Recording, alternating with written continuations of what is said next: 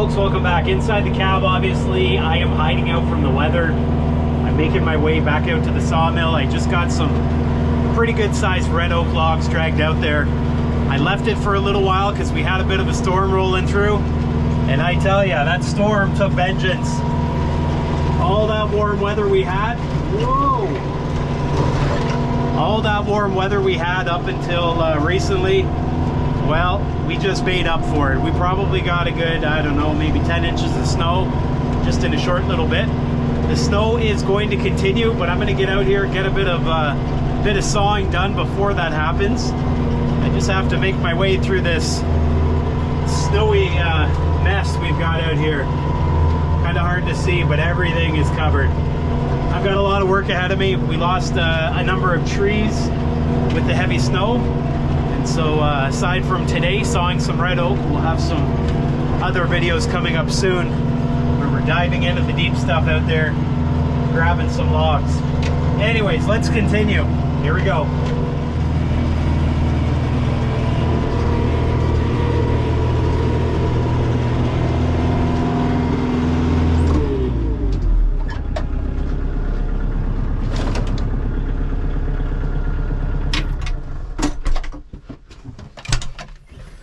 All right, let's see what we're dealing with. Okay, well, we obviously got a little bit of snow coverage out here, to be expected.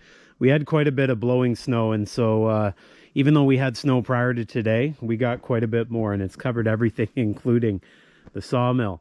I dragged these red oaks here just yesterday, and then I took a bit of a break because I had to clear some snow from the snow squalls and all that came through. So I came back out today, and obviously we got another couple inches of snow, and I think more is on the way. So what we're going to do here today, I'm going to take this big red oak and we're going to get it up onto the sawmill, and I'm just having a look at it. This thing is going to weigh a good little bit here. I think I measured, and that's the better part of 26 inches in diameter. Now it branches off a little bit, and so it's going to have to sit upright like this, and then we'll take slabs off of it. Now just having a look up here at the sawmill, things are definitely covered, which is fine. That's just the reality. I know some people will wonder about tarps. I had tarps out here at one point, and what happened was we had wasps. Wasps like to build their nests in it, and I got stung far too many times, and so I will deal with the snow blowing in more so than the wasps. So the tarps are gone. Anyways, we'll get this cleaned up. It's fairly cold out here today, so hopefully everything is fine there. Hopefully that fires up. That's going to be one heck of a jag to lift up here, and so that might be the real challenge here today. I have some good counterweight back there. I don't know what the snowblower weighs, but I'm sure it's pretty heavy. And then the rear tires are filled on this, so we'll see what we can do. We got a little bit of an overhang here, which is always a challenge. Probably a good 3.5 or 4 feet that we have to get that log across. Let's hope this goes well. Oh, come on. All right. We've got to put a fresh blade on as well. I guess we'll just try to get right in here best we can. Just as we get going here, do you hear that?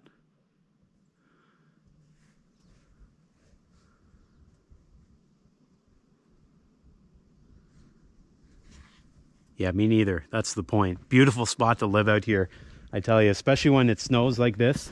I know some people will look at this and say, wow, is that ever an awful predicament you're in with all the snow to clear and weather to combat? Well, the truth is I love it. I love being here. I love the heavy winters, the wild weather. It's all good. It's a great spot to be, especially when you can get outside, enjoy yourself, and breathe in some fresh air and, well, cut some wood from time to time. Let's get back to it.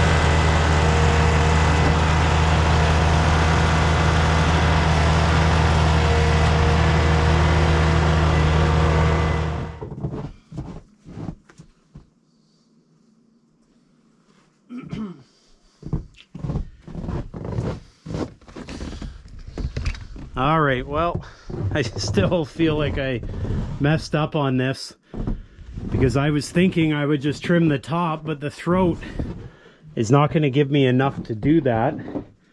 And so what I'm going to be doing is I'm basically going to be visualizing a line and then getting up here with a chainsaw.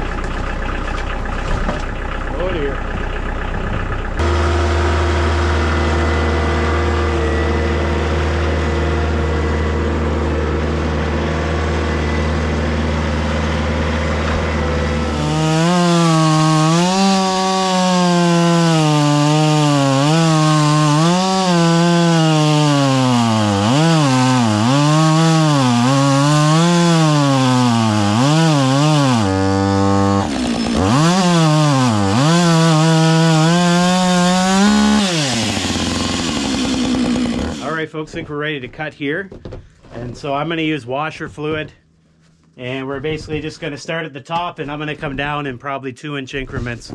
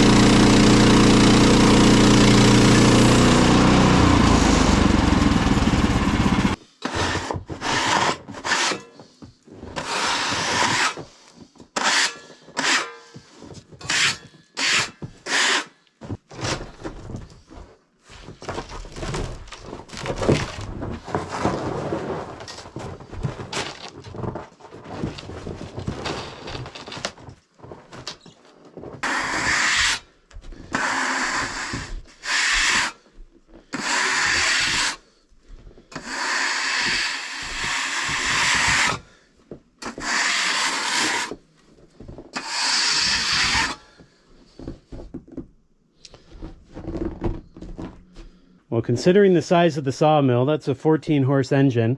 If I was going to cut these all day long, I'd probably bump up to the 136 by Woodland Mills, something just a little bit more power, but we get it done nonetheless with the 130 max. It's good and flat, which is nice. The odd spot here where it just has a bit of an imperfection, but that's not too bad. I can also see that the log is starting to show signs that it was frozen. Well, I think that's probably going to be our biggest board here at this end. With a little bit of trimming, we were right at about, you know, if you take a bit of waste, you got a good 21, 22 inches there. Down at this end, a little bit narrower. Take off the bark there, you have 19 inches, give or take, of nice material there. Now, a few imperfections, but very few. That'll make for some nice furniture, that's for sure.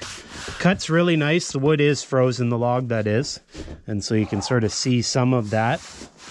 But overall, quite well. Went quite well through this. This is a very tough knot here, and it's still very flat, which is great. And so, get a few more boards out of this.